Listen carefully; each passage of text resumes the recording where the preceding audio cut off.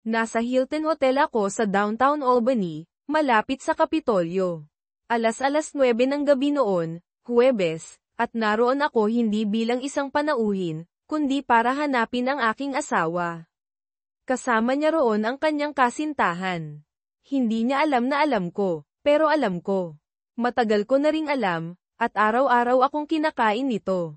Kailangan kong kumilos. Matagal akong nag-isip kung ano ang gagawin. Tiniis ko ang kanyang affair sa loob ng ilang buwan, umaasang matatapos ito. Hindi ito natapos. Patuloy na nakikipagkita si Diana kay Darren Ranger habang nagpapanggap na isang tapat na asawa. Ang mga usapan namin tungkol sa mga plano sa hinaharap ay pawang kasinungalingan. Nagtataka ako kung ano ang mali kong nagawa, kung bakit siya bumaling sa ibang lalaki. Malinaw na hindi na ako sapat para sa kanya. Sinubukan kong hayaan siyang magsaya, umaasang babalik siya sa akin, ngunit nang matikman niya ang buhay kasama ang ibang lalaki, hindi na siya babalik. Pagkatapos ng ilang buwan na walang pagbabago, nagpasya akong wakasan ito. Tumagal bago ko ito matanggap. Mahaba ang oras ng trabaho ko, madalas 18 oras sa isang araw. Ito ba ang dahilan kung bakit siya naghanap ng ibang lalaki? Napapabayaan ko ba siya? Hindi ko naman iniisip, pero may mali. Bakit hindi niya ako kausapin? Kung hindi ko natutugunan ang kanyang mga pangangailangan, bakit hindi na lang siya umalis? Sa halip, nagkaroon siya ng kasintahan at nagsinungaling, na nagsasabing mahal niya ako. Bakit hindi na lang tapusin ng maayos sa pamamagitan ng diborsyo? Napakaraming tanong, kulang ang sagot. Gumawa ako ng plano, hindi perpekto, pero kaya kong panindigan. Hindi ako naroon para maging marahas, hindi ito sulit. Hindi ko susuntukin ang kanyang kasintahan. Nagbabala ang abogado ko laban dito, mapupunta lang ako sa kulungan. Hindi. Naroon ako para wakasan ang aming relasyon at marahil ay bigyan siya ng isang sandali ng pagdurusa. Gusto mong malaman ang tungkol sa akin. Ako si David Walters, 31, ipinanganak at lumaki sa Albany. Isa akong emergency room physician. Dati akong nagtatrabaho sa pangunahing ospital. Malapit lang ang aking ina, ama, at kapatid. Mayroon din akong asawa. Kamakailan lang ako nag-leave of absence para makapagpahinga mula sa burnout, pinayuhan ako ng sarili kong doktor. Hindi ko pa nasasabi sa aking asawa dahil wala siyang pakialam. Kailangan ko ng pahinga, lalo na pagkatapos kong matuklasan ang kanyang affair. Ang asawa ko ay si Diane Walters, ni Stapleton. Siya ay 30 taong gulang at nagtatrabaho sa isang national bank. Nakatira kami sa isang magandang 2-bedroom apartment malapit sa ospital. Walang anak, salamat na lang. Si Diana ay 5'8", may mahabang buhok na brunette at napakaganda. Madali niyang nakukuha ang atensyon ng mga lalaki. Nagkakilala kami sa unibersidad, sa isang klase sa English. Nagustuhan ko siya mula pa noong una. Inaya ko siyang lumabas, at magkasama kami hanggang ngayon.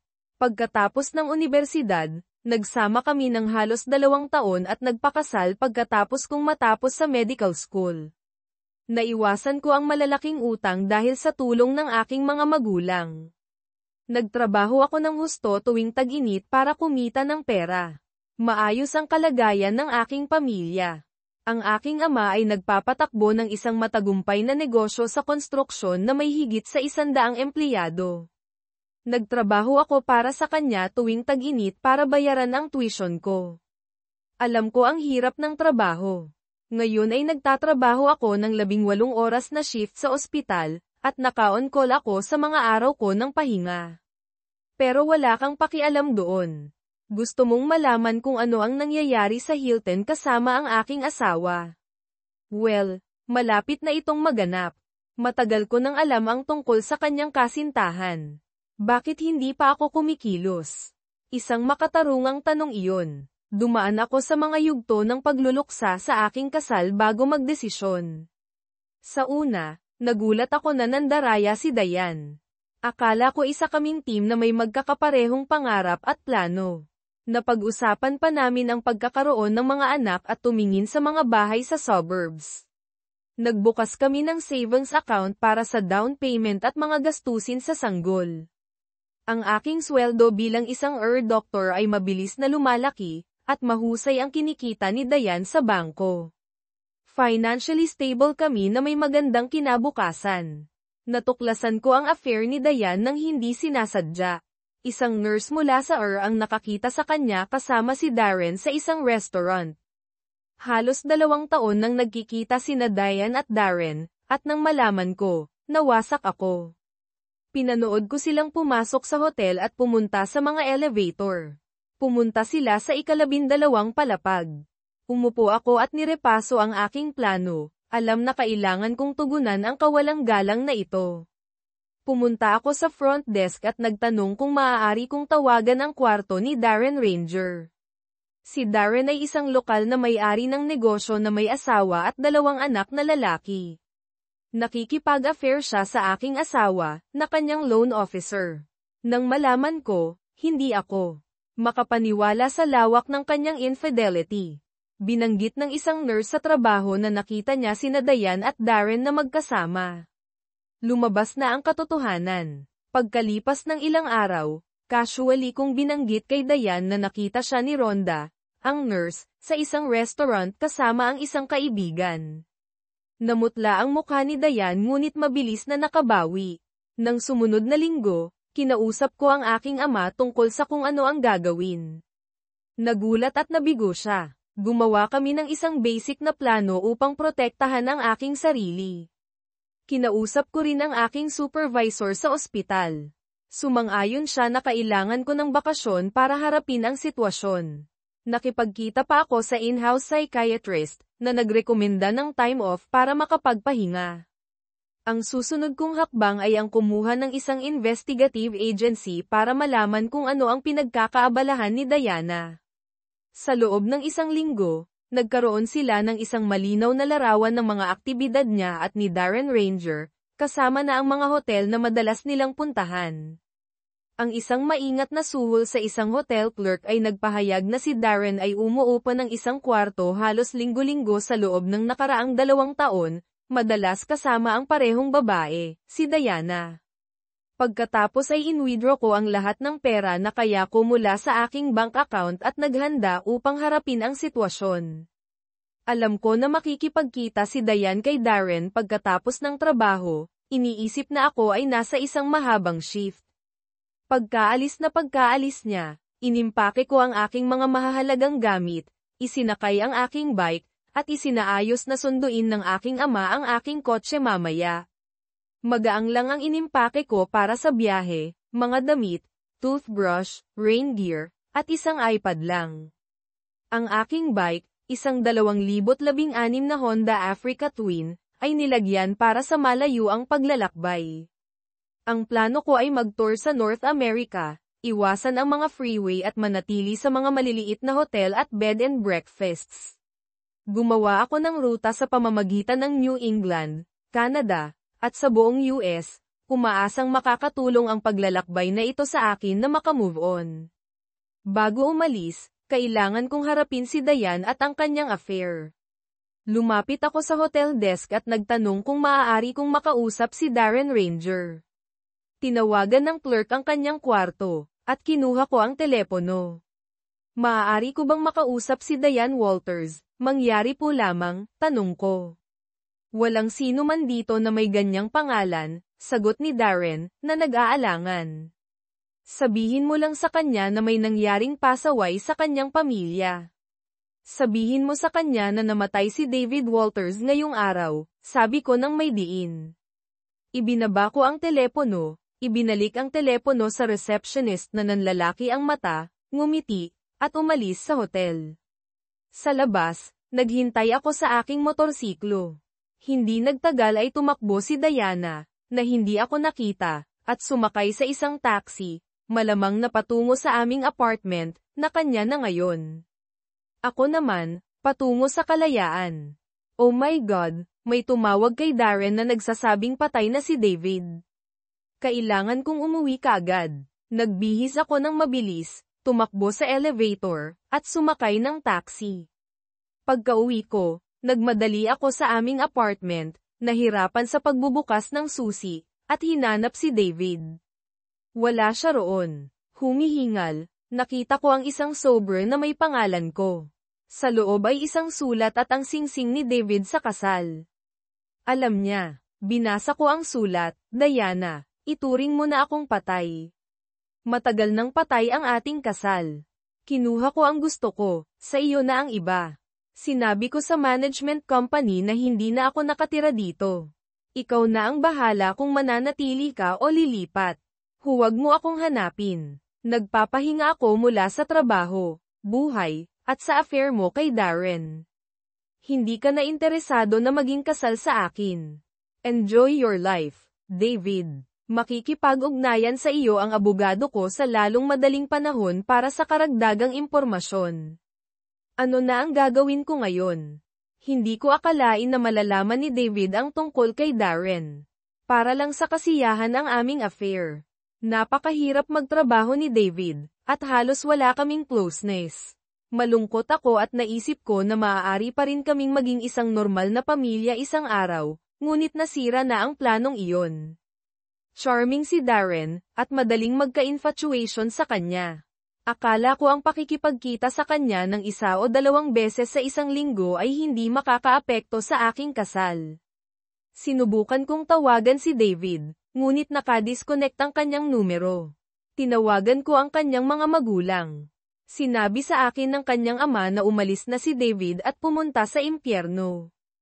Paglingon ko sa paligid ng apartment, nakita ko na karamihan sa mga gamit ni David ay wala na.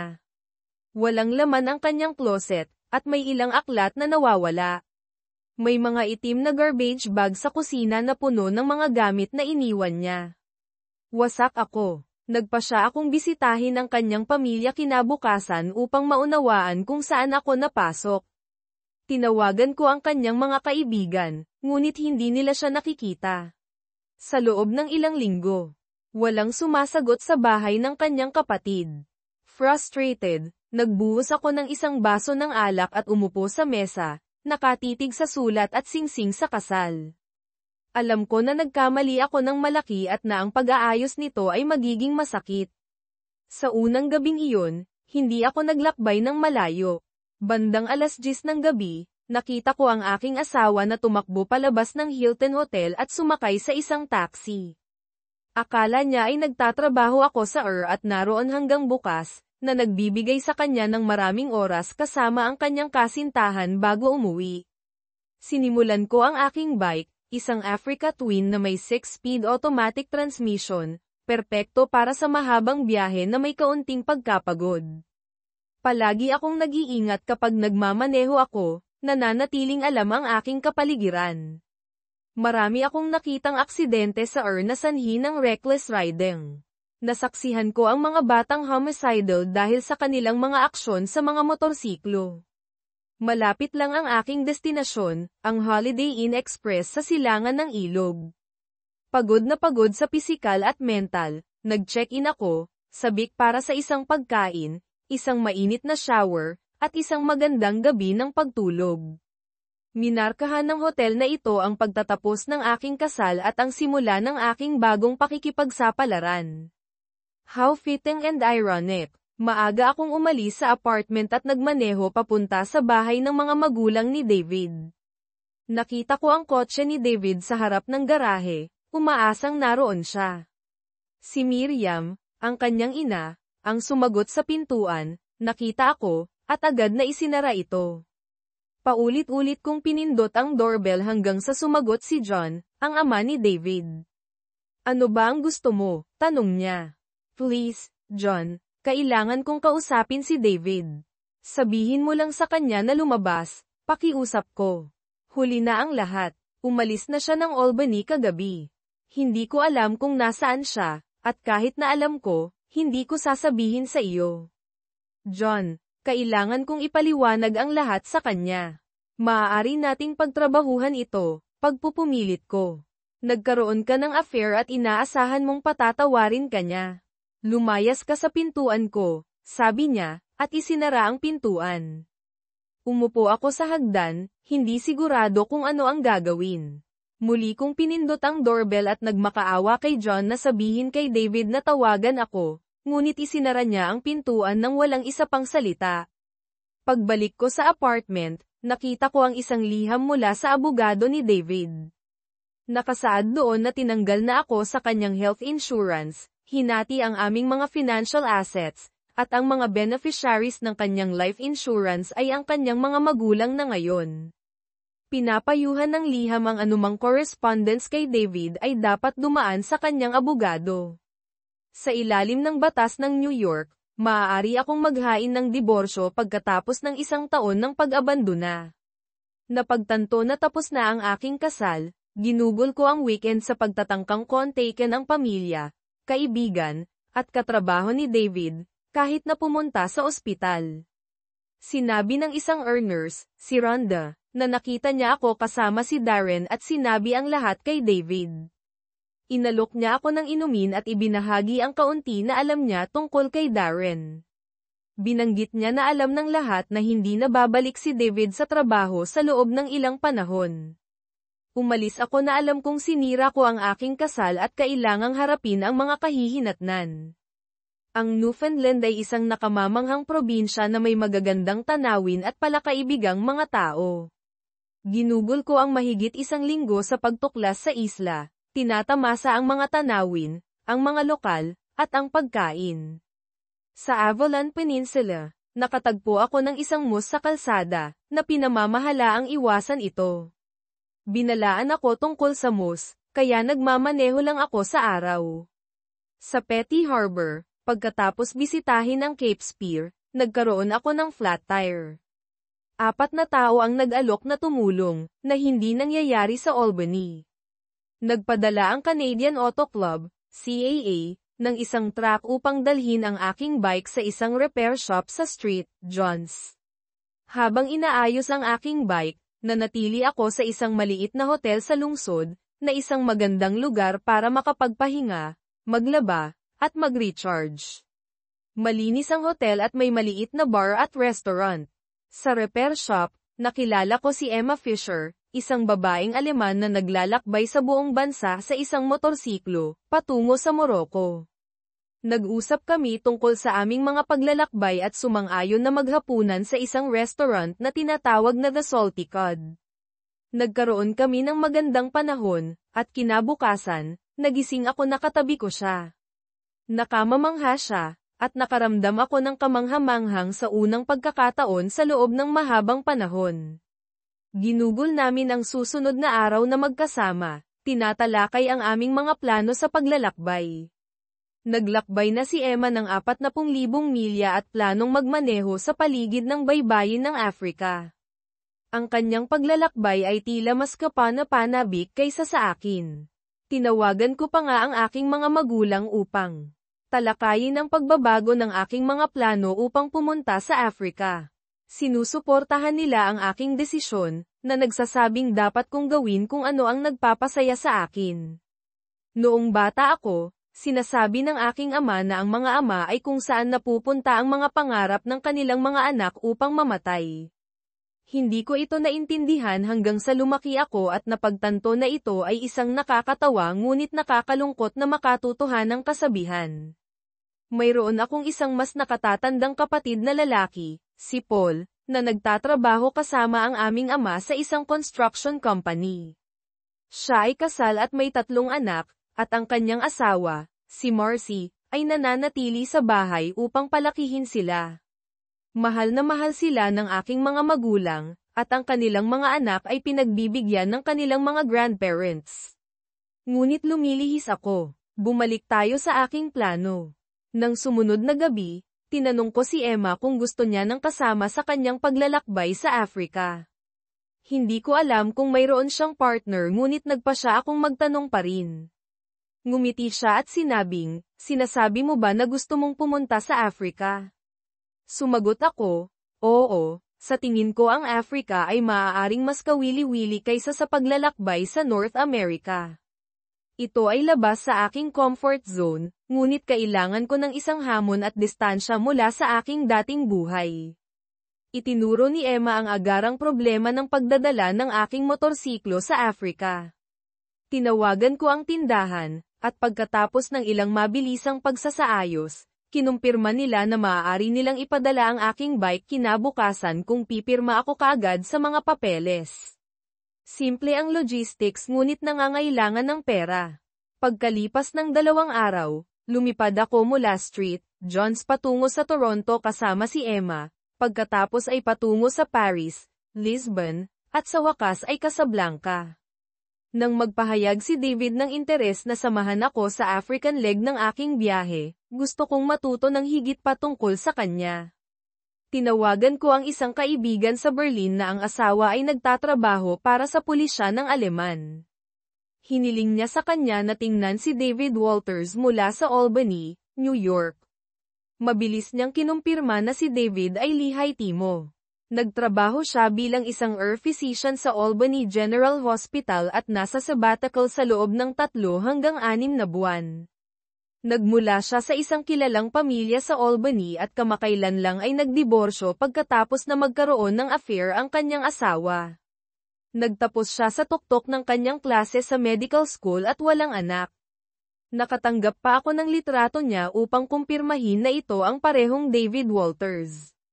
Dahil alam ko ito, nakaramdam ako ng magandang tungkol sa paglalakbay kasama si David. Ang pagkakaroon ng isang doktor ay nakasisiguro kung sakaling magkaroon ng anumang medikal na issue. Gayunpaman, naunawaan ko rin na malamang na nagdurusa siya mula sa pagkakanulo ng kanyang asawa, na nag-udyok sa kanyang mahabang solo trip. Natapos ko mismo ang isang relasyon matapos matuklasan ang infidelity ng aking partner, kaya nakikiramay ako sa kanya. Ang paglalakbay ng mag-isa ay may mga perks, tulad ng pagpunta kung saan man at kailan mo gusto, ngunit maaari itong maging malungkot. Nasa paglalakbay na ako na ito sa loob ng ilang buwan at nakapaglakbay ng mahigit 30,000 milya. Plano kong magsulat ng isang libro tungkol sa aking mga karanasan bilang isang solo female motorcycle traveler, kumpleto sa mga larawan, video, at isang detalyadong diary. Iminungkahi ng isang kaibigan na magbahagi ako ng ilang video online, marahil sa YouTube. Marami pang dapat matutunan si David tungkol sa malayuang paglalakbay sa motorsiklo, simula sa tamang gamit. Tinawagan ko ang isang motorcycle store sa Casablanca na may karamihan sa mga kailangan niya at alam ang iba pang supplier para sa iba. Magiging interesante ang paglalakbay kasama si Dr. David. Umaasa ako na maging isang mahusay na gabay. Nilinaw ng mga magulang ni David na wala silang gustong koneksyon sa akin. Tumanggi silang magsalita o sabihin sa akin kung nasaan si David. Nagiging malinaw na tapos na ang aming kasal, ngunit hindi ako sigurado kung dapat ba akong maghain ng diborsyo muna. Paano kung bumalik siya na gustong ayusin ang aming kasal? Mapagkakatiwalaan niya pa ba ako? Matapos wakasan ni Darren ang mga bagay, dahil sa takot na pinaghihinalaan ng kanyang asawa ang affair at maaaring kumuha ng isang investigador, nakaramdam ako ng labis na kalungkutan. Nag-aalala rin siya na ipinaalam ni David sa kanyang asawa ang tungkol sa amin. Halos wala akong social life, ngunit kailangan kong lumabas at makakita ng mga tao. Plano kong magsimulang sumali sa aking mga katrabaho para sa mga Friday meetup pagkatapos ng trabaho. Nakakasakal ang pananatili sa loob ng aking apartment. Kailangan ko ng pagbabago ng tanawin. Halos 2 buwan na ang nakalipas nang walang balita mula kay David. Malinaw na gusto niyang wakasan ang mga bagay. Ano ang labis kong nagawa? Hindi siya naroon para sa akin, palaging inuuna ang ospital. Kailangan ko rin siya. Mahal ko siya. Ngunit ang aming magkasalungat na schedule ay nag-iwan sa amin ng kaunting oras na magkasama. May mga pangangailangan din ako. Dinalaw ako ni Darren sa bangko kahapon. Iniisip niya na hindi na pinaghihinalaan ng kanyang asawa at gusto niyang ipagpatuloy ang aming affair, na nagmumungkahi na gamitin namin ang aking apartment upang makatipid sa mga bayarin sa hotel. Kailangan ko ng closeness sa lalong madaling panahon, o mababaliw ako. Inaasahan ko na si David iyon, ngunit kung wala siya, baka kailangan kong makontento kay Darren. Damn it! Ang Casablanca ay isang kamanghamanghang lugar, na kilala bilang Aldar al-Baida sa Arabic. Ito ang pangunahing daungan ng Morocco sa North African Atlantic Coast, na may populasyon na humigit kumulang 4 na milyon. Pinagsasama ng lungsod ang luma at ang moderno. Habang naghihintay sa pagdating ng aming mga bike, nanatili kami ni Emma sa isang murang hotel. Nag-tour kami sa lungsod, bumili ng gamit, tinatamasa ang lokal na pagkain, at natutunan ang tungkol sa kasaysayan at kultura nito. Dahil sa masamang panahon, naantala ang barko ng 2 araw, kaya nanatili kami sa Casablanca sa loob ng 8 gabi. Ang ilan sa mga gabing iyon ay ang pinakamagandang gabi ng aking buhay, at ang iba ay kasing saya. Ang kagandahan ng Morocco ay hindi kapani-paniwala, at ganoon din ang kagandahan ni Emma. Habang mas marami akong natutunan tungkol sa kanya, mas nagugustuhan ko siya. Hindi lamang siya pisikal na maganda kundi matalino, maparaan, at isang mahusay na motorcycle rider. Marami siyang common sense at hindi natatakot na gamitin ito. Marami akong natutunan kay Emma tungkol sa adventure riding. Mayroon siyang isang matagal ng kasintahan, na tinutukoy bilang kanyang common law husband, ngunit iniwan siya para sa ibang babae, at nagpatuloy siya sa kanyang buhay. Sa Casablanca, bumili ako ng mahahalagang kagamitan, gasolina, langis, tools, extra LED headlights, isang GPS system, top quality na riding gear, isang sleeping bag, isang inflatable pillow, at isang maliit na gas stove. Plano naming manatili sa mga bed and breakfast at kumain ng lokal na pagkain. Ang pag-adapt sa lokal na dieta ay mahirap sa una, ngunit nalampasan ko ito sa tulong ni Emma. Nakatanggap ako ng isang liham mula sa aking abogado na nagsasabing hindi ako kinontak ni Dayan. Wala na akong pakialam sa kanya. Dapat ay nagpapasaya siya kasama ang ibang lalaki at nagpapanggap na nagmamalasakit sa akin. Ano ba yan? Pagkatapos ng Casablanca, sumakay kami patungo sa Marrakech sa pamamagitan ng El Jadida at Essaouira. Ang hindi direktang ruta ay nag-alok ng isang mahusay na biyahe at magagandang tanawin.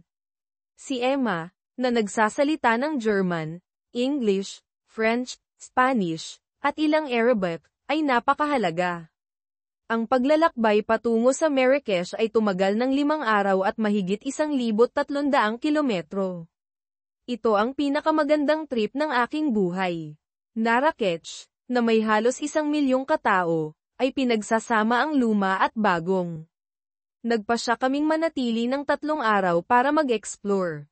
Nakahanap kami ng murang hotel na may ligtas na paradahan para sa aming mga bike, kasama ang well-equipped na BMW F800 GS ni Emma. Mahusay ang performance ng aking Africa Twin, at nasiyahan kami sa bawat sandali ng aming adventure. Ang Africa ay hindi katulad ng anumang kinalakihan ko. Ang kultura, wika, lupain, pagkain, at panahon ay lahat ng iba, ngunit pakiramdam ko ay parang bahay. Ang mga tao dito ay gusto ang parehong mga bagay, alagaan ang kanilang mga pamilya, magkaroon ng pagkain at tirahan, at tiyakin ang mas magandang buhay para sa kanilang mga anak. Hangad nila ang kapayapaan at seguridad, bagaman hindi lahat ng bansa sa kontinenteng ito ay may matatag na gobyerno. Ang Morocco, sa kabutihang palad, ay mas maganda ang kalagayan kaysa sa marami. Ang paglalakbay kasama si Emma ay nakapagtuturo. Nasasabik siya sa adventure at mga hamon. Samantala, natututo akong harapin ang aking sariling mga takot sa mga bagong lugar at kapaligiran. Lumaki ako sa ligtas na New York na may matatag na pamilya at isang komportable bahay. Hindi lahat ay may ganoong luho. Itinuro sa akin ng aking sabbatical na ang mga tao saan man ay umaasa sa kanilang mga pamilya at kaibigan, at ipinagmamalaki ang kanilang mga tahanan, gaano man ito kahinhinan. Ang paglalakbay ay isang karanasan sa pagkatuto, binubuksan ang aking mga mata sa mga paraan na hindi ko naisip. Si Emma ay isang kahanga-hangang kasama at kasintahan, madamdamin, mapag-aruga, at adventurous, ngunit puno ng common sense. Puno ako ng pagnanasa kay Emma, paglalakbay, at isang bagong paraan ng pamumuhay. Sa tingin ko ay hindi na ako makababalik sa aking dating pamumuhay sa Albany. Talagang nasisiyahan akong maglakbay kasama si Dr. David sa Africa. Siya ay masarap kasama at patuloy na namamangha sa mga pagkakaiba sa pagitan ng Africa at ng US. Palagi siyang nagsusumikap na gawin ang mga tamang bagay, universidad, medical school, pamilya, at kasal, ngunit binaygo siya ng kanyang asawa, na hindi siya suportahan sa kanyang propesyon at sa kanilang mga pinagkasunduan. Hindi ko siya kilala at hindi ko layong kunin ang kanyang asawa, ngunit tila mahusay siyang nagawa na iwanan siya sa kanyang sarili. Bagaman ilang linggo pa lamang kaming magkasama, masasabi kong kung magpapatuloy ang mga bagay-bagay sa ganito, mahihirapang maghiwalay kapag bumalik na siya sa trabaho. Mayroon akong plano na kumpletuhin ang aking adventure at magsulat ng isang gabay para sa mga babaeng gustong maglakbay sa mundo sakay ng motorsiklo. Ipinangako ko ang proyektong ito bago simulan ang aking paglalakbay at gusto kong tapusin ito. Duda ako na ito ay magiging napakalaking kita, ngunit nasisiyahan ako rito at naniniwala akong magaling ako rito. Naglalakbay kami mula Marrakech patungong Lyon, halos 700 kilometro, karamihan sa kahabaan ng baybayin. Ang malawak at maalikabok na tanawin ay nakamamangha. Bilang isang baguhan, kailangan kong igalang ang kapaligiran at manatiling alerto. Ang aking American passport ay hindi gaanong kinikilala dito kumpara sa isang EU passport.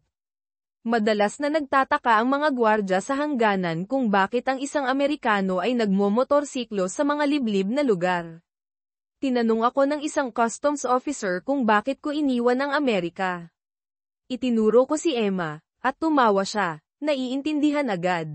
Sa aming paglalakbay patungong Lyon, nagcamping kami ng 2 gabi malayo sa kalsada upang maiwasan ang mga magnanakaw. Sa unang gabi ay halos hindi ako nakatulog, ngunit ang pagod ay nakatulong sa akin na mas makatulog sa ikalawang gabi. Ang kape sa umaga at ablutions ay nagpaganda ng aking pakiramdam. Ang gasolina, tubig, at pagkain ang aming mga prioridad, kaya hindi namin pinapalampas ang isang lugar upang mag-fuel at mag-restock. Palagi kaming nagbabayad ng cash upang maiwasan ang pagkuha ng atensyon. Ang West Africa ay maaaring maging kasing delikado ng ilang bahagi ng US, kaya nananatili kaming mulat sa aming paligid. Ginagawa kaming target ng mga mamahaling motorsiklo, at habang pinoprotektahan ako ng aking gear mula sa pagbagsak, hindi ito katapat ng mga sandata. Nakakita na ako ng maraming pinsala sa baril sa Ang paglalakbay sa pamamagitan ng Western Sahara at Mauritania ay hindi katulad ng anumang naranasan ko noon, tuyo, maalikabok, brutal, at maganda. Nakipag-usap kami sa pamamagitan ng Bluetooth helmets kasama si Emma, nagbabahagi ng mga kamanghamanghang pananaw tungkol sa rehiyon. Ang kanyang walang tigil na pagsasalita ay nakabibighani. Gustong-gusto ko ito, ngunit nakakatakot din ito dahil sa pagiging dayuhan nito. Pagkatapos ng Lyon, ang aming layunin ay Dakar, Senegal, mahigit 1,800 kilometro ang layo, na nangangailangan ng 4 na araw ng matinding pagmamaneho. Ang init at alikabok ay walang humpay. Palaging ipinapaalala sa akin ni Emma na uminom ng tubig, at araw-araw kong inuubos ang aking 4 na liter na Camelback. Minsan kinailangan naming huminto upang magbawas, at minsan ay sinubukan kong kunan ng litrato si Emma na nakayuko, na humantong sa isang nakakatawang paghabol. Ang paglalakbay sa pamamagitan ng Western Sahara at Mauritania ay paulit-ulit, malalawak na bukas na espasyo na walang kahit ano sa paligid. Nagdala kami ng ekstrang gasolina at kinailangan naming gamitin ito ng ilang beses. Ang aking bike, na may mas malaking makina, ay mas maraming gasolina ang ginagamit kaysa sa BMW ni Emma, kaya nagplano akong kumuha ng ekstrang tangke ng gasolina. Nagkaroon kami ng breakdown at gumugol ng 3 oras sa pag-aayos nito sa gilid ng kalsada. Nagcamping kami ng 3 gabi, at sa kabila ng hindi pagligo, ang pagiging carnal kay Emma ay kahanga-hanga pa rin. Gumamit kami ng kaunting tubig at sabon upang hugasan ang mga mahahalagang bahagi at nagsipilyo kami ng aming mga ngipin gamit ang isang tasa ng tubig bawat isa. Tumawid kami sa hangganan ng Senegalese sa Dayama, iniiwasan ang mas komplikado at magastos na pagtawid sa Rosso.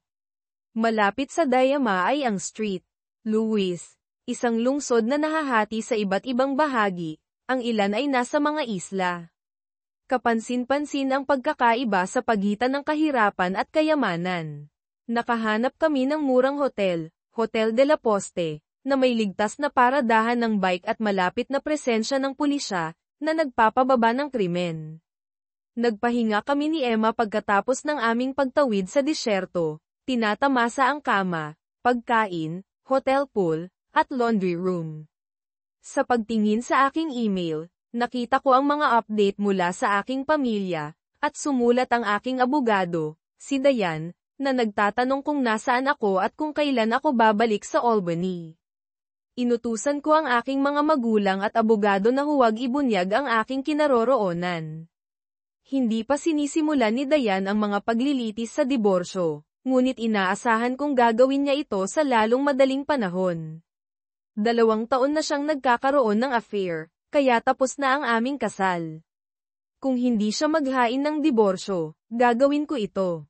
Nasisiyahan ako sa pinakamagandang panahon ng aking buhay kasama si Emma, bagaman hindi ko alam kung ano ang naghihintay sa amin sa hinaharap. Ang pagkikita sa kanya ay isang kahanga-hangang aksidente. Pagkatapos ng 2 kamangha-manghang araw sa hotel sa Street Louis, umalis kami patungong Dakar, mga 300 kilometro ang layo. Mabilis na nagbago ang aming mga plano nang makatagpo kami ng isang tumagilid na bus. Isang pamilya na nakasakay sa scooter na may tangke ng propane ang bumangga sa isang lubak, na naging sanhi ng paglihis at pagbagsak ng bus. Agad na tumakbo si David para tulungan ang nasugatang pamilya. Nakita ang ama na naipit sa ilalim ng bus, ang mga bata ay dumurugo, at ang ina ay walang malay na may tangke ng propane sa ilalim niya. Nakatuon si David sa ina, habang tinulungan ko ang mga bata, at sinuri ng iba ang ama. Ginamit namin ang aming mga first aid kit, ngunit ang ama ay nangangailangan ng higit na tulong kaysa sa aming maibibigay. Dumating ang pulis, ngunit walang gaanong nagawa maliban sa pagdidirekta ng trapiko. Sa wakas, dumating ang 2 ambulansya, at dinala ang pamilya sa ospital. Umupo kami ni David sa tabi ng kalsada habang umiinom ng tubig habang sinisiyasat niya ang mga pasahero ng bus. Tinanong ng isang pulis si David kung bakit siya tumutulong, at nang malaman niyang siya ay isang doktor, hiniling sa kanya na samahan sila sa ospital upang ilarawan ang mga pinsala ng pamilya. Sinundan namin ang pulis sa isang katamtamang ospital, kung saan inayos ni David ang mga hiwa ng mga bata. Sa kabila ng kanyang makalumang hitsura, malinis ang ospital. Tinuruan ako ni David kung paano ko siya tutulungan, at nagtrabaho kami ng maraming oras. Kahanga-hanga ang kanyang mga kasanayan at kalmado sa ilalim ng pressure. Nanatili kami ng isa pang 3 araw sa Street Louis kasama si David na nagtatrabaho ng mahigit 30 oras ng diretso sa ospital. Kumalat ang mga salita tungkol sa bumisitang doktor, na nagdala ng maraming pasyente. Bumalik ako sa hotel upang magpahinga at maglinis. Nang sa wakas ay umalis kami, medyo nalungkot kami, dahil alam namin na ang mga tao doon ay hindi na muling magkakaroon ng regular na tulong medikal. Ang aming pagbabalik sa Timog ay nagdulot ng mga bagong adventure, na may planong paghinto sa Dakar, ang kabisera ng Senegal, na tahanan ng halos 4 milyong tao. Sinalakay ako ng mga pagkakaiba ng lungsod, mayayamang lugar kasama ang napakalaking kahirapan, mamahaling Mercedes at makalumang scooters ang nagbahagi ng mga kalsada ng walang gaanong pagkamuhi. Nakatuon ang mga tao sa kaligtasan, tulad ng kahit saan pa. Binuksan ng aking mga karanasan ang aking mga mata, marahil dahil sa pagtataksil ni Dayan, na nagtulak sa akin na makakita ng isang bagong mundo. Araw-araw ay mas naiintindihan ko si Emma. Bilang isang treat, iginiit kong manatili kami sa isang beach hotel, na naghahati ng gastos gaya ng dati. Nadama kong mahigpit ang pananalapi ni Emma, kaya ako ang sumagot sa gastos sa pagkakataong ito. Kailangan ko ng bakasyon pagkatapos ng Street, Louis. Nasiyahan kami sa 3 kamanghamanghang araw bilang mga turista, nagpapahinga sa beach. Sinabi ni Emma na ang paglalakbay kasama ako ay nagpapasaya sa kanya, at sinabi ko sa kanya na binibigyan niya ako ng isang bagong buhay. Tumama ang katotohanan nang tingnan ko ang aking email. Sumulat ang Chief Administrator sa Albany General Hospital, David, umaasa kaming nasiyahan ka sa iyong leave at handa nang bumalik. Nagkasundo kami sa 3 buwan na may posibleng extension hanggang 6, ngunit dapat kang bumalik sa unang araw ng susunod na buwan. Dahil sa karamdaman ng isang kasamahan sa trabaho, kailangan ka ng emergency room pabalik.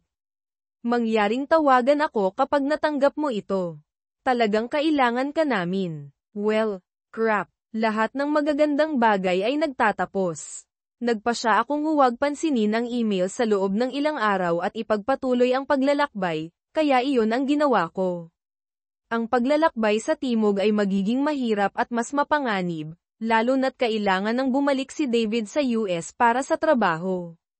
Tinalakay namin ang pagbabalik ko sa Germany ngunit nagpasya na sumakay pa sa timog patungo sa Namibia, mula Windhoek hanggang Cape Town. Isinaayos namin na ipadala ang aming mga bike mula sa Dakar at sumakay sa isang di malilimutang flight patungo sa Windhoek sa isang lumang eroplano na may mga batang piloto. Maangin ang panahon, ngunit natutuwa kaming lumapag at makita ang aming mga bike. Tumagal ng 5 araw ang paglalakbay patungo sa Cape Town. Alam na matatapos na ang aming oras na magkasama, sinulit namin ito. Kamangha-mangha ang pakikipagtalik kay David, at nahulog ako sa pag-ibig sa kanya. Gayunpaman, kailangan kong bumalik sa trabaho, simulan ang pagsulat ng aking libro, at i-edit ang mga oras ng video. Sabik ang publisher para sa pag-unlad, at paubos na ang pondo. Lumipad kami ni David patungo sa Frankfurt ng magkasama, pagkatapos ay naghiwalay. Lumipad siya patungo sa JFK sa New York, at sumakay ako ng tren patungo sa Berlin. Sa aming huling araw, ibinalik namin ang aming mga bike, ang akin sa storage at ang kay David sa US. Ito ay isang malungkot na araw, at ayaw umuwi ni David. Sa paliparan ng Frankfurt, tahimik kami. Hinalikan niya ako at ibinulong na mahal niya ako, at alam kong hindi ito ang huling pagkakataon na makikita ko siya. Pagbalik sa Albany, nakatayo ako sa lobby ng hotel nang tawagin ako ng kapatid kong si Paul. Ito ang aking pangalawang araw pabalik sa US. Dave, ang ganda mo. Saan ka nang galing? Sa ibang bansa. Ano ang nangyayari kay Diane? Mahaba ang kwento. Inimbitahan ako ni Paul sa hapunan, at pumayag ako. Panahon na para bumalik sa buhay sa bahay. Nagkwentuhan kami, at pagkatapos ay nagtungo ako sa ospital para makita ang aking boss.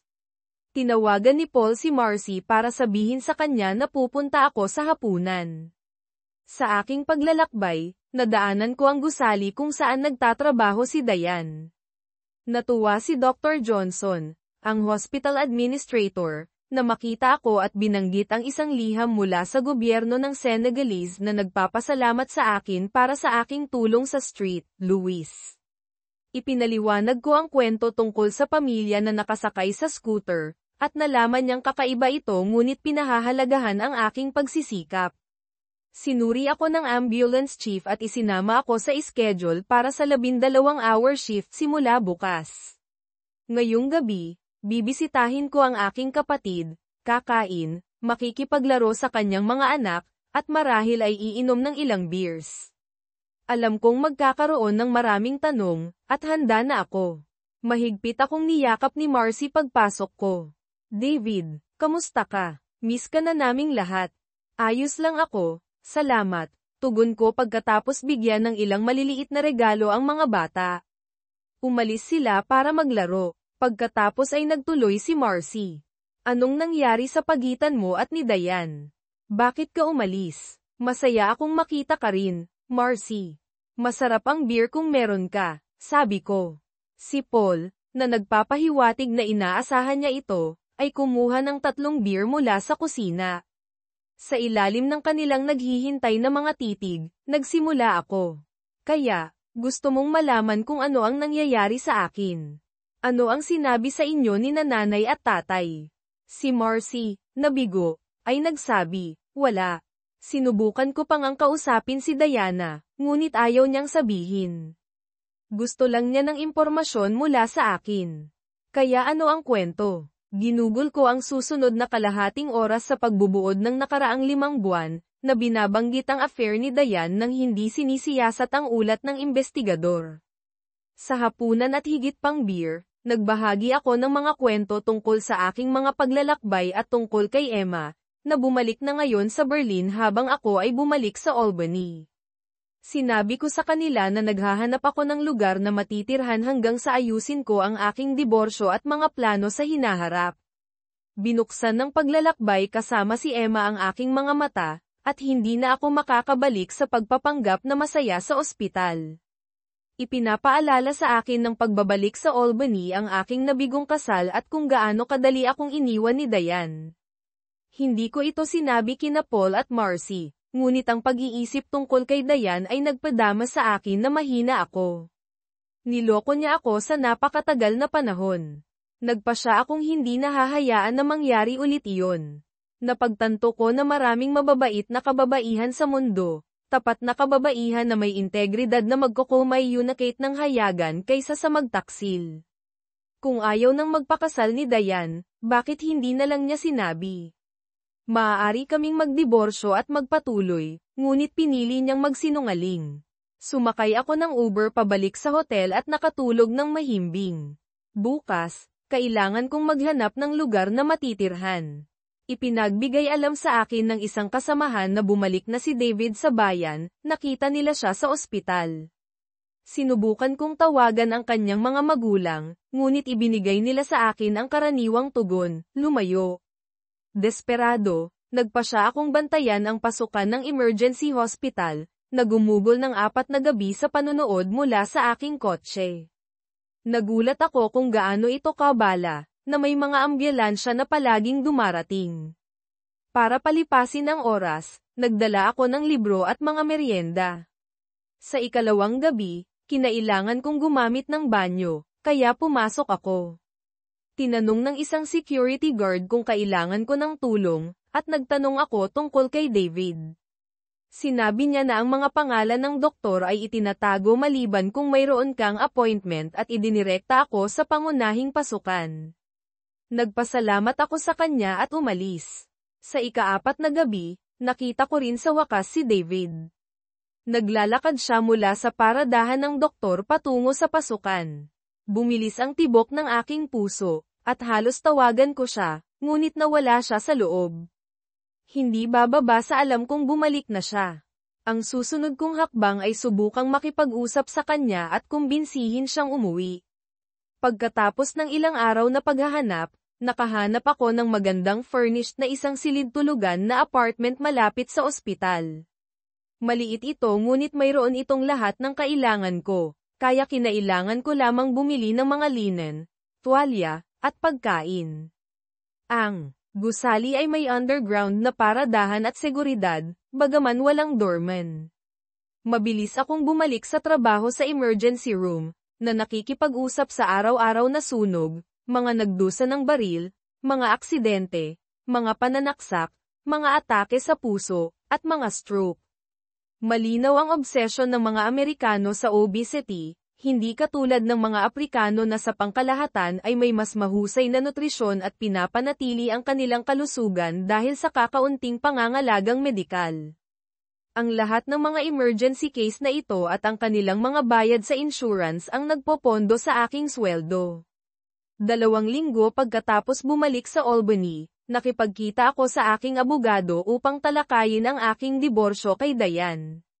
Walang gaanong ari-arian o pera na hahatiin, at sinabi ko sa kanya na panatilihin ni Diane ang lahat sa aming shared department.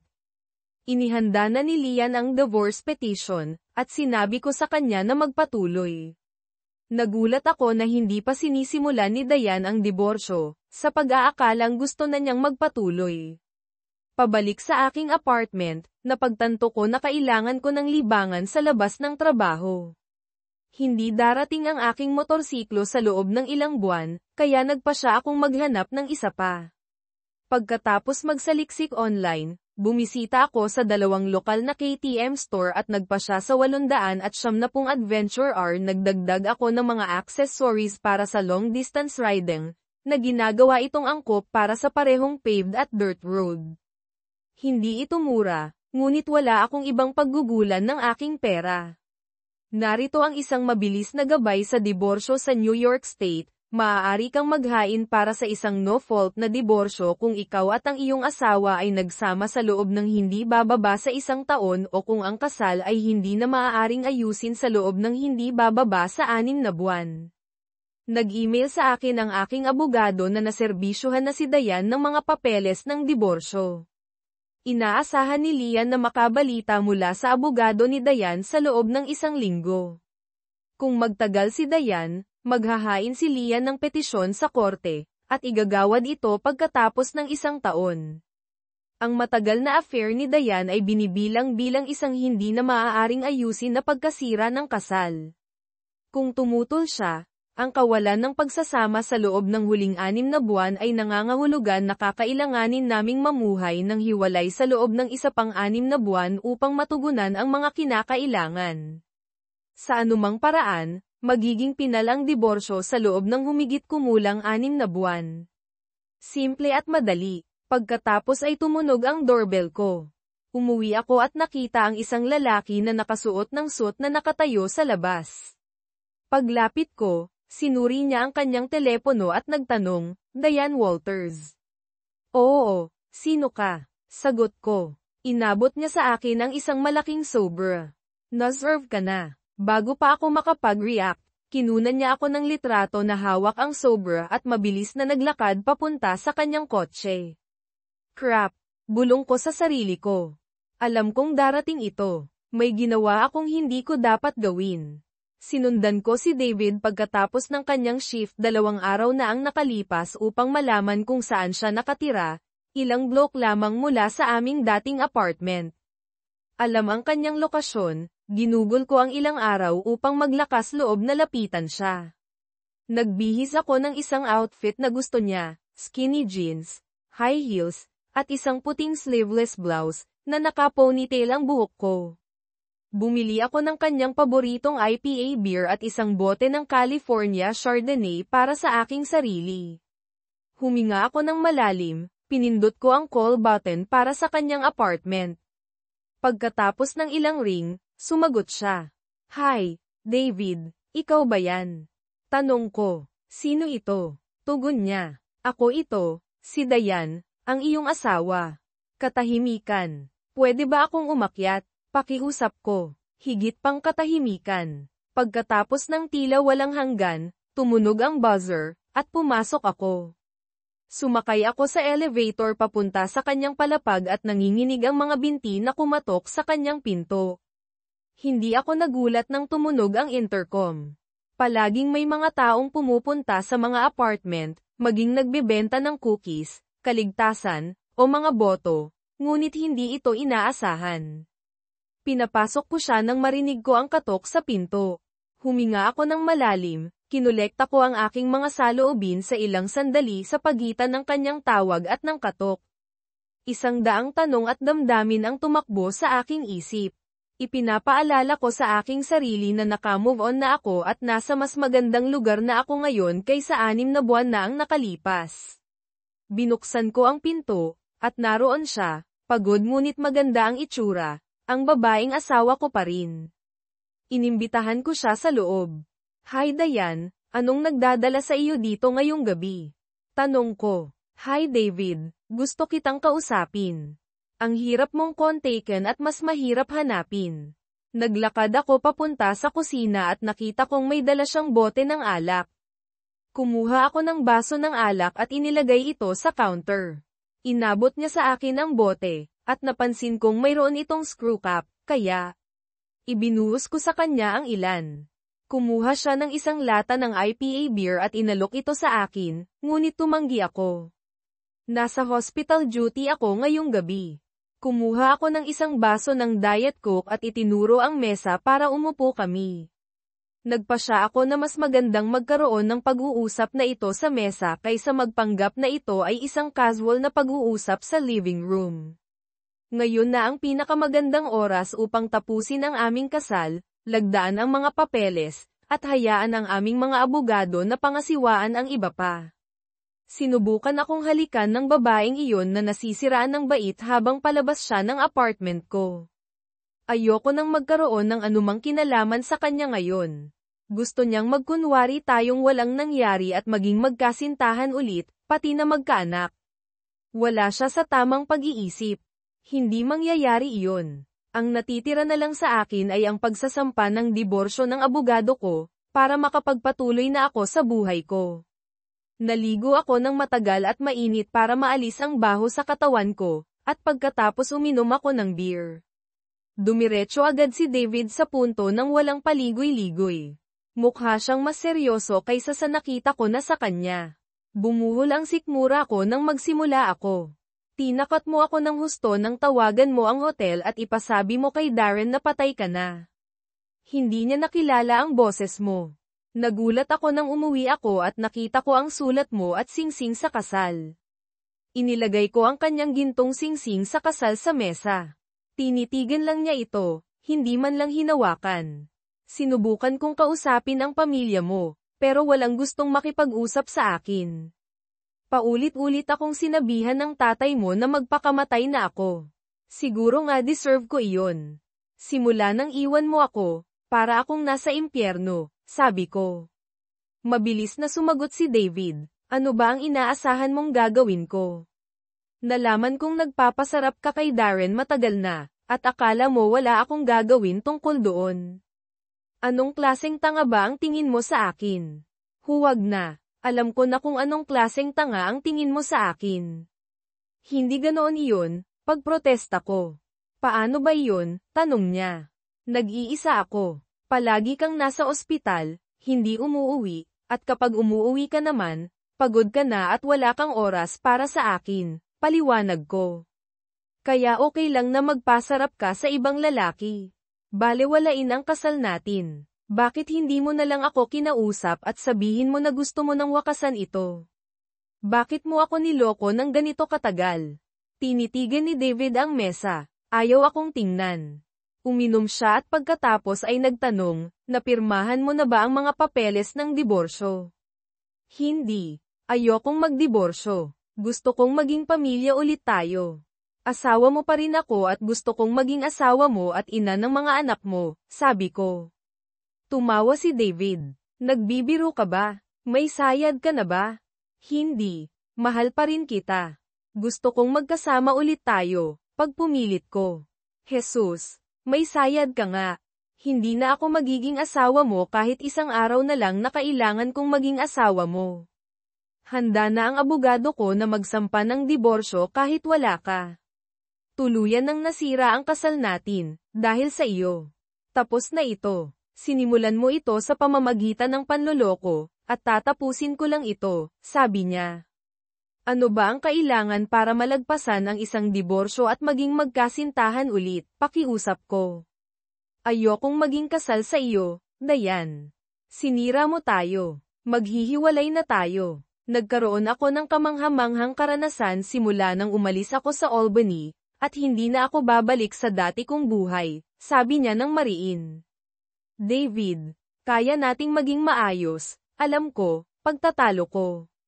Hindi natin kaya. Masyado kang nagpapakasasa sa ibang lalaki. Lason na ang tubig na ito. Tapos na. Pwede ka nang bumalik sa paggawa ng gusto mo, sabi ni David, sabay tayo. Inubos ko ang alak ko, tumayo ako, at lumapit sa kanya para halikan siya. Umaasa na maaalala niya kung ano ang pakiramdam na makasama ako, hinawakan ko ang kamay niya, hinayla ko siya palapit sa akin, at hinalikan ko siya sa labi. Kumalas siya pagkatapos ng isang segundo. Huwag mong kalimutang dalhin ito, sabi niya, sabay turo sa singsing niya sa kasal na nasa mesa.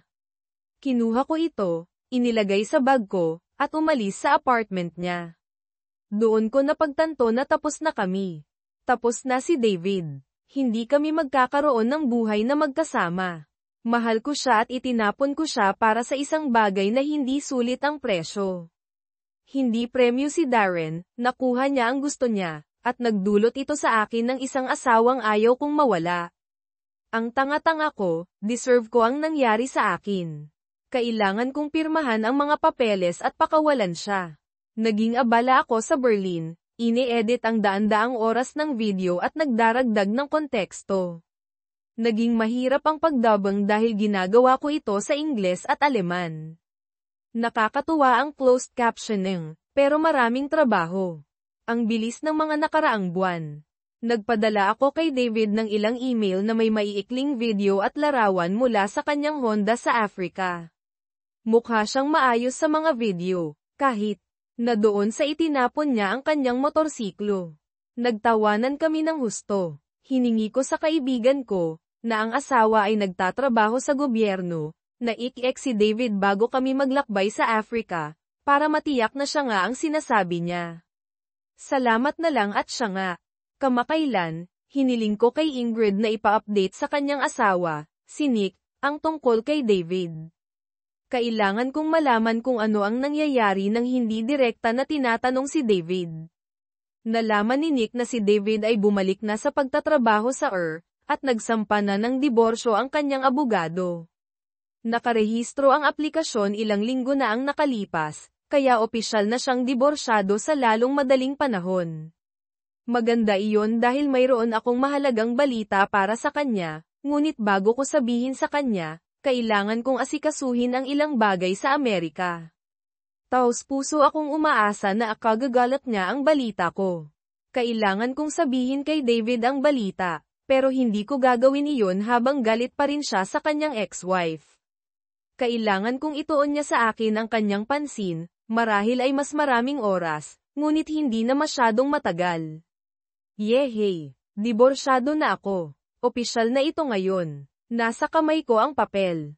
Salamat sa Diyos. Ngayon ay makakapagpatuloy na ako at magagawa ko na ang mga bagay na gusto kong gawin. Kailangan ko munang malaman ang ilang bagay. Madalas tumatawag at sumusulat si Emma tungkol sa kanyang libro at mga video. Nagpapadala siya ng mga video na kadalasan ay tungkol sa akin na gumagawa ng mga bagay na handgal tulad ng pagtapon sa aking bike o muntik ng bumangga sa mga baka dahil hindi ako nag-iingat. Nagtawanan kami ng husto. Sinabi ko sa kanya ang tungkol sa buhay ko, kabilang ang pagbisita ni Dayan, umaasa ng kapatawaran at pakikipagkasundo. Ang kawalang galang na ipinakita ni Dayan ay ang huling patak para sa akin. Ang pag-alam tungkol sa kanyang affair ay nagpatibay sa aking desisyon, walang nang babalikan. Nakinig si Emma sa aking pagbubulalas at pagkatapos ay sinabi niya na kailangan na niyang umalis ngunit mag-i-email siya sa akin sa lalong madaling panahon. Nabanggit niya na mayroon siyang announcement para sa akin sa loob ng ilang linggo, ngunit kailangan kong maghintay. Akala ko ito ay tungkol sa kanyang libro. Isang linggo pagkatapos ng diborsyo, nasa Albany Airport ako, handa nang lumipad patungong Berlin sa pamamagitan ng Chicago at London. 15 oras na biyahe ito, at darating ako ng mga tanghali. Kailangan kong makita si Emma. Halos 2 buwan na. Kailangan kong malaman kung may natitira pa sa pagitan namin. Kung wala, aalamin ko ang aking mga susunod na hakbang, posibleng sa Doctors Without Borders. Lumapag ako sa Berlin, dumaan sa customs, kinuha ang bag ko, at sumakay ng taxi papunta sa Parkview Hotel sa Alexanderplatz. Pagkatapos mag-check-in, maligo, at kumain, umalis ako para hanapin ang opisina ni Emma, gamit ang Google Maps. Naglakad ako papunta sa kanyang gusali, dumating ako ng mga 4 PM kung ayaw niya akong makita, maglilibot ako bilang turista hanggang sa flight ko pauwi. Nakakagulat, 15 minuto lang ang layo ng kanyang opisina. Nakita ko ang opisina ng kanyang kumpanya sa directory sa lobby at sumakay sa elevator. Sa reception, binati ako ng isang dalaga sa Aleman. Hiniling ko na makita si Emma Fisher. Mukha siyang nagulat, tumawag, at sinabi na si Emma, o ibang tao, ay darating sa lalong madaling panahon. Itinuro niya ang ilang upuang gawa sa katad para hintayin ko. Habang naghihintay ako, tumawag siya ulit, nagsasalita ng mahina at mabilis sa Aleman, at sumulyap sa akin ng ilang beses. Tiningnan din ako ng ilang babaeng dumadaan. Pakiramdam ko ay sinusuri ako. Sa wakas, lumapit sa akin ang isa pang kaakit-akit na babae. Dr. Walters. Oo, sumunod po kayo sa akin. Napagtanto ko na nagpakilala ako bilang David Walters, hindi Dr. Walters. Mas marami silang alam tungkol sa akin kaysa sa akala ko. Naglakad kami sa makikintab na mga opisina na gawa sa salamin at bakal, at marami ring kababaihan ang sumulyap sa akin. Palihim kong sinuri ang aking fly, nakasara ito. Nagtaka ako kung may announcement tungkol sa isang kakaibang Amerikano sa mga hallway. Pagkatapos ng tila mahabang lakad, nakita ko si Emma na papalapit sa kanto, nakangiti. Tumakbo siya sa akin, niyakap ako ng mahigpit, at hinalikan ako sa labi. May mga nanunood. Diyos ko, David, kailan ka nakarating sa Berlin? Tanong niya. Ilang oras pa lang. Nagpunta ako sa hotel para maglinis bago pumunta rito. Ayokong magmukhang pulubi at manganib na palayasin ng security, sagot ko. Hinawakan ni Emma ang kamay ko, at pumunta kami sa kanyang editing room. Gusto niyang ipakita sa akin ang kanyang trabaho sa mga video mula sa aming mga paglalakbay. Si Emma ay nakasuot ng mahabang itim na palda at puting blusa, ibang-iba sa gamit sa motorsiklo na nakasanayan ko. Maganda siya. Ngunit ang pinakamagandang alaala ko ay ang pagiging hubad niya. Nagpa siya akong sumabay sa agos at tingnan kung ano ang mangyayari. Sa loob ng ilang oras, pinag-usapan namin ang tungkol sa kanyang libro at mga video. Ang ilan ay mapupunta sa YouTube, at ang karamihan ay mapupunta sa website ng publisher na may subscription. May oras ka ba para makipaghapunan sa akin? Gusto kong malaman kung ano ang nangyayari sa iyo maliban sa iyong libro, at mayroon akong ilang bagay na ibabahagi tungkol sa aking buhay, sabi ko. Gaano ka katagal pwedeng manatili? Tanong niya. Pwede akong manatili ng ilang araw. Ang return flight ko ay sa loob ng 3 araw, pero pwede ko itong baguhin kung kailangan. Ano ang nasa isip mo? Nagtataka ako kung hinihiling niya sa akin na magtagal o iniisip niya kung kailan ako palalayasin. Maingat ako. Gusto kong makilala mo ang pamilya ko. Marami na akong naikwento sa kanila tungkol sa iyo, at sabik na silang makilala ka, sabi niya. Nagulat ako. Oh, siguro kaya ko iyon. Pero una, kailangan kong kumain at subukan ng isang masarap na German beer. Pwede kitang makita pagkatapos ng trabaho. Hindi ka pwede. Aalis na ako sa iyo ngayon. Ilang buwan na kitang hindi nakikita, at mayroon akong mahalagang balita, pagpumilit niya. Pagkatapos ng iyong balita, dagdag ko. Habang papalabas kami, lumingon ang mga tao para panoorin kami. Papunta pabalik sa hotel ko, tinanong ko kung saan siya nakatira. Sinabi niya na mayroon siyang apartment malapit. Sandali akong nagtaka kung mayroon siyang asawa, ang huling bagay na gusto ko ay maging kabit. Ang paglalakbay sa Africa ay nagpapadali sa pagtatago ng ganoong mga bagay, ngunit ang realidad ay mabilis na dumadating sa tahanan. Napagtanto ko na hindi ko alam ang tungkol kay Emma tulad ng kailangan ko. Sa aking kwarto sa hotel, agad kaming naghalikan ng masidhi ni Emma. Mabilis na nahubad ang aming mga damit, at nakahubad na kami sa kama. Muli kong nakilala ang kanyang haplos, napagtanto ko kung gaano ko siya na-miss. Pagkatapos ng bangungot ng aking kasal, ang makasama si Emma ay nagparamdam sa akin na tao ulit ako. Ayokong matapos ito. Halos 9:00 na nang bumangon kami para maligo at kumain. Nagtagal kami sa restaurant ng hotel, na may masarap na pagkain at beer. Nag-order si Emma ng Diet Coke, nakakaiba dahil gusto niya kadalasan ang beer. Bakit gusto akong makilala ng pamilya mo? Tanong ko. Sinabi ko sa kanila ang tungkol sa iyo at sa ating mga paglalakbay sa Africa. Sabik silang makilala ka dahil galing ka sa US. Binibisita ng mga magulang ko ang aking tiyahin sa Florida ng maraming beses. Nakatira siya malapit sa Tampa sa loob ng ilang bahagi ng taon, kung saan maganda ang panahon, lalo na para sa kanyang arthritis, tumawa si Emma. Pwede nating bisitahin ang mga magulang ko bukas kung gusto mo. 6 na oras na biyahe sa tren iyon. Saan sila nakatira? Tanong ko. Sa Timog. Nagtrabaho ang tatay ko bilang isang inhinyero sa Volkswagen, nagde-develop ng mga sistema ng produksyon. Accountant ang nanay ko, ngunit pareho na silang retirado. Tatawagan ko sila para ipaalam sa kanila na bibisita tayo. Nagpasya akong sumabay sa Agos. Pagkatapos ay nagtanong si Emma, kaya, opisyal na malaya ka na. Ngumiti ako ng malapad. Oo. At mayroon akong papeles para patunayan ito. Inilabas ko ang mga papeles ng diborsyo. Sinuri ito ni Emma. Congratulations! Ano ang pakiramdam? Maganda. Hindi maiiwasan pagkatapos kong malaman na nakasama niya ang kanyang boyfriend sa loob ng halos 2 taon. Ayaw niyang makasama ako. Ano ang gusto mong gawin ngayon? Tanong niya. Mayroon sigurong motibo ang kanyang mga tanong. Dadalhin niya ako para makilala ang kanyang pamilya, at sinusuri ako. Hindi ako sigurado kung gaano katagal ko gustong manatili sa Albany. Malaki ang ibabayad sa akin ng ospital, pero masyadong maraming alaala.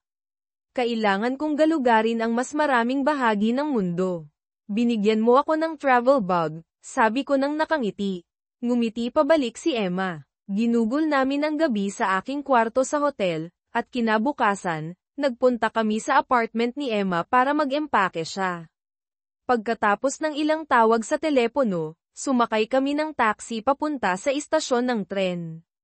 Gusto ko ang mga European train, tumatakbo sila sa tamang oras at may mas kaunting paranoid na seguridad kaysa sa mga airport. Nakita namin ang aming mga upuan at nanatili. Nang dumating kami sa sinalubong kami ng isang mag-asawang nasa kanilang 60s. Kamukha ni Emma ang kanyang ina, may parehong mga mata at buhok, ngunit mayroon siyang ngiti ng kanyang ama. Nakita namin ang pinagtagpi-tagping station wagon ng kanyang ama at nagmaneho papunta sa kanilang bahay.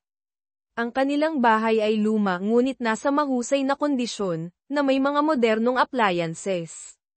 Kinumpleto ko ang kanyang ama. Si Carl, sinasabi na ang aking ama, isang builder, ay aaprobahan ang trabahong ginawa niya. Tila nasiyahan si Carl. Inalok ako ng beer, at kumuha si Emma ng mga inumin para sa lahat. Umupo kami, at agad silang nagtanong, kaya, Amerikano ka? Saan sa Amerika? Albany, New York, hilaga ng New York City, mga 2.5 oras ang layo. Sagot ko. Bumalik si Emma kasama ang mga inumin, beer para kay Carl at sa akin, pulang alak para sa kanyang ina, at iced water para sa kanyang sarili. Umupo kami sa sala, at habang lumalaki ang katahimikan na hindi komportable sa ilalim ng matinding titig ng kanyang mga magulang, nagsimula ako ng usapan. Ang pinakamagandang paraan para ma-engage ang mga tao ay ang magtanong tungkol sa kanilang sarili. Mabilis na nagsimulang magsalita si Carl tungkol sa Volkswagen at sa kanyang trabaho. Ang ina ni Emma, si Maria, ay mas mahinhin. Nagtrabaho siya sa isang malaking accounting firm sa loob ng maraming taon, pangunahin sa auditing. Nagretiro siya nang gawin iyon ni Carl, at nagplano silang maglakbay, lalo na sa mas maiinit na lugar. Gusto nilang bumili ng bahay bakasyunan sa Espanya o Greece, isang lugar na mainit sa taglamig. Sa Alemanya, masyadong malamig para sa kanila, at karapat-dapat silang magpahinga mula sa lamig. Mayroon silang mga kaibigan na gumagawa rin ng pareho, kaya nagplano silang maghanap ng lugar na malapit. Bumili ang mga magulang ko ng malaking van para makita ang bansa at sirain ang kanilang mga apo, sabi ko. Inaasahan nilang madadagdagan ko ang bilang ng mga apo, pero hindi ito nangyari. Samantala, inihahanda ang hapunan sa kusina. Nagsalita si Carl tungkol sa German engineering at beer habang pinapanood ako ni Emma. Dahil sa akin kaya sumali si Emma sa motorcycling. Buong pagmamalaking binanggit ni Carl, nagmamay-ari ako ng mga motorsiklo halos buong buhay ko at mayroon pa rin akong BMW 1200 para sa malalayong paglalakbay at mas maliit na bike para sa mga lokal na biyahe. Madalas sumasakay sa akin si Maria sa aming mga biyahe. Bukas, ipapakita ko sa iyo ang aking mga motorsiklo, pero ngayong gabi, tamasahin natin ang hapunan. Pakiramdam ko ay sinusuri ako, tulad ng sa isang job interview. Inaasahan kong makakuha ng hiwalay na kwarto mula kay Emma ngunit nagulat akong makakita ng mga sariwang tuwalya para sa aming dalawa sa parehong kwarto. Nang humiga kami sa kama, iniwan ko ang aking underwear. Bakit mo ginagawa iyan? Tanong ni Emma, sabay turo sa aking boxers. Dahil nasa bahay tayo ng iyong mga magulang, at hindi tama na maghubad dito, sagot ko. Tumawa siya. Natutulog silang hubad sa buong buhay nila. Tanggalin mo na. Gusto kitang malapit sa akin. Bumulong ako. Gaano katagal? Hindi gumalaw si Emma. Oo. Gaano katagal? Gaano karaming oras? Para saan? Ilang linggo. Naaalala mo na doktor ako, di ba? Alam ko kung ano ang hitsura ng isang buntis. Mayroon kang maliit na bukol, kaya siguro 3 at kalahating buwan. Diyos ko, kinanekta ko ang mga tuldok. Magiging ama na ako. Ngumiti si Emma at inilabas ang isang plastic na test na may 2 asul na guhit. Nakakita ako ng doktor sa Berlin 1 buwan na ang nakalipas. May appointment ako sa ultrasound sa loob ng 1 linggo. Handa na akong magpatuloy bilang magkaibigan, hindi magkasintahan, alam ang ginagawa ng oras at distansya sa mga relasyon, ngunit ang isang bahagi ko ay gustong buhayin ang aming koneksyon. Bumangon ako sa kama, kumuha ng isang bagay mula sa aking bag, at bumalik. Dinala ko ito kung sakaling, sabi ko, sabay bukas ng isang maliit na kahon at paglabas ng isang singsing. Papakasalan mo ba ako? Lumiwanag ang kanyang mukha. Oo, oo, oo. Niyakap ko ng mahigpit si Emma. Pagkatapos ay naalala ko na may iba pang gustong makarinig ng balita. Mabilis akong nagbihis at nakita ang kanyang mga magulang sa hallway. Lalabas na kami, nagbihis si Emma, at nagpunta kaming lahat sa sala para ibahagi ang balita. Alam na ni Maria na buntis ang kanyang anak, alam palagi ng mga ina. Hindi nagalit si Carl nang malaman na magpapakasal ang kanyang anak sa isang Amerikano. Ano ang masasabi ko? Nagpakasal kami sa Berlin kasama sina Maria, Carl, ilang kaibigan, at ilang kasamahan mula sa publishing house, mga 30 tao sa kabuuan. Nang dumating ako sa opisina, mabilis na kumalat ang balita na naruroon ang Amerikanong pinag-uusapan ni Emma, at gusto nilang makita ang doktor na sumasakay sa motorsiklo. Gumawa kami ng ilang desisyon, kabilang ang paglipat sa Albany para mapalapit sa aking pamilya at bigyan sina Maria at Carl ng lugar na bisitahin. Nakipag-ayos ako sa ospital para sa mas maikling shift cycle at mas kaunting sahod para makagugol ng mas maraming oras sa aking buntis na asawa. Ang mga sumunod na buwan ay naging abala. Umunlad ang pagbubuntis ni Emma, at nakahanap kami ng magandang bahay na may 4 na silid-tulugan malapit sa lugar ng aking kapatid, perpekto para sa pagpapalaki ng mga bata. Si Marcy at Emma ay abala sa pagdekorasyon at pagpaplano para sa aming lumalaking pamilya. Si Emma Maria Fisher Walters ay nagsilang ng magagandang kambal na babae, na tumitimbang ng halos 6 pounds bawat isa. Ang aming buhay ay naging isang buhawi ng pagpapakain, pagpapalit ng lampin, at mga gabing walang tulog. Si Maria at ang aking ina ay nagtunggalian ng husto upang maging pinakamahusay na lola, habang sina tatay at Carl ay nagtunggalian upang lampasan ang isa't isa sa mga pag-aayos sa bahay. Mayroon silang malalaking plano para sa aming bahay, at nagpasya akong hayaan silang magpatuloy. Noong tila sinipa ako ng buhay, may lumabas na maganda dito. Nawala ko ang aking unang asawa dahil sa kanyang pagtataksil, na itinago niya sa akin sa loob ng mahabang panahon, na humantong sa pagtatapos ng aming kasal. Nakonsensya ako, pero pinili niyang manloko. Ang pagkikita kay Emma ay isang pagkakataon. Kung hindi ako nagkaroon ng flat tire sa Newfoundland habang kumakain ng ice cream, marahil ay hindi ko siya makikilala. Ang pagkikita sa kanya ay ang pinakamagandang bagay na maaaring mangyari sa akin. Ngayon ay mayroon akong bagong buhay, isang kahanga-hangang asawa, 2 anak, at isang kinabukasan na aabangan. Ito ang buhay na gusto ko. 2 araw pagkatapos bumalik kami ni David sa Berlin sa pamamagitan ng tren. Marami kaming dapat gawin, at gusto ko siyang makasama sa aking ultrasound appointment. Ginugol ni David ang oras sa telepono sa kanyang ospital at sa kanyang pamilya upang ibahagi ang aming balita. Sumigaw ang kanyang ina at ama sa ingay ng kanyang kapatid, kanyang asawa, at kanilang mga anak. Narinig ko ang mga parirala tulad ng, magpapakasal si David sa babaeng Aleman na iyon mula sa Africa.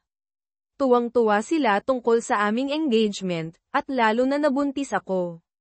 Sinabi ko sa publisher na magpapahinga ako ngunit magtatrabaho mula sa bahay sa libro at mga video hanggat maaari. Sa ultrasound, nakakuha kami ng nakakagulat na balita. Nagpatakbo ang doktor ng wand sa aking tiyan para hanapin ang tibok ng puso. Tinitigan ni David ang monitor, at nakita ko ang isang ngiti sa kanyang mukha, na nagpapahiwatig na maayos ang lahat. Nag-ingay ang doktor at ipinarinig sa amin ang tibok ng puso, ngunit pagkatapos ay narinig kong sinabi ni David, "Oh wow," na nagulat sa akin. Gumawa ang makina ng mabilis na tunog ng tibok ng puso. Tumingin sa akin si David, magkakaroon tayo ng kambal. Ngumiti ang doktor, at umiyak ako. Nakuha ko ang huling mga salita ilang sandali pagkatapos lumipat sa Amerika. Namimili ako ng mga muebles ng bata sa IKEA kasama ang aking hipag, si Marcy. May babaeng nakatingin kay Marcy, malinaw na nakikilala siya. Lumingon si Marcy at kinausap siya. Hi, Dayan. Iyon na iyon, walang mga paligoy-ligoy. Alam ko kung sino si Dayan ngunit hindi ko pa siya nakikita. Siya ang ex-wife ni David, ang isa na nagkaroon ng affair hanggang sa malaman ni David. Hi Marcy, kumusta? Sabi ni Dayan. Lumingon ako, ipinapakita ang aking napakalaking buntis na tiyan. Medyo maganda si Dayan. Ipinakilala ako ni Marcy ng may diin. Dian, ito si Emma, asawa ni David. Namimili kami ng mga muebles ng sanggol. Magkakaroon siya ng kambal. Hinawakan ni Marcy ang kamay ko, at umalis kami. Sa ilalim ng kanyang hininga, binulong ni Marcy ang strumpet. Kinuha namin ang aming mga binili, isinakay sa truck, at kumain. Ikinwento sa akin ni Marcy ang kwento ni Dayan, na karamihan ay alam ko na, ngunit nakatulong na marinig ito mula sa kanyang pananaw. Hindi pinag-uusapan ng pamilya ni David si Dayan, luma na siyang balita, pinakamagandang kalimutan. Nang gabing iyon nang umuwi si David, nagtalik kami. Ang makasama siya ay palaging may parehong epekto. Napanaginipan ko kaming nakasakay sa motorsiklo at naglalakbay. Habang maaaring hindi iyon mangyari sa lalong madaling panahon, inalok ng mga magulang ni David ang kanilang motorhome para sa mga biyahe kasama ang mga bata. Maaaring mangolekta ng alikabok ang mga motorsiklo sa ngayon, ngunit iisipin ko ito. Maaaring maging masaya.